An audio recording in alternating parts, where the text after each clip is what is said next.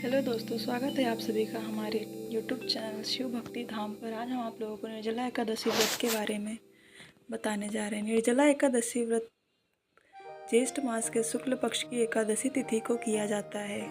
हिंदू धर्म में एकादशी व्रत का मात्र धार्मिक महत्व ही नहीं है, ये व्रत मानसिक एवं शारीरिक स्वास्थ्य के नज़रिए से बहुत महत्वपूर्ण है। एकादशी का व्रत भगवान विष्णु की आराधना को समर्पित होता है। एक एकादशी का व्रत करके श्रद्धा और सामर्थ्य के अनुसार दान करना चाहिए। इस दिन विधि पूर्वक जल कलश का ध्यान करने वालों को पूरे साल की एकादशियों का फल मिलता है। इस प्रकार जो इस पवित्र एकादशी का व्रत करता है वह समस्त पापों से मुक्त हो जाता है।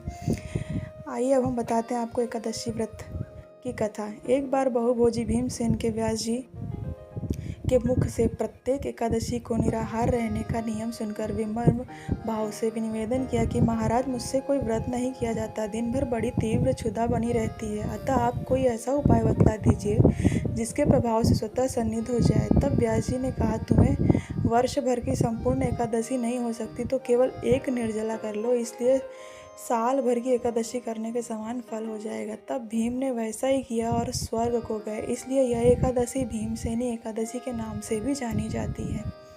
इस एकादशी का महत्व है। निर्जला यानी यह व्रत बिना जल ग्रहण किए और उपवास रखकर किया जाता है, इसलिए यह व्रत कठिन तप और साधना के समान महत्व रखता है। हिंदू पंचांग अनुसार वृषभ और मिथुन संक्रांति के बीच शुक्ल पक्ष की एकादशी निर्जला एकादशी कहलाती है। इस व्रत को भीमसेन एकादशी या पांडव एकादशी के नाम से भी जाना जाता है। पौराणिक मान्यता है कि 5 पांडवों में एक भीमसेन ने इस व्रत का पालन किया था और वैकुंठ को गए थे, इसलिए इसका नाम भीमसेनी एकादशी भी हुआ।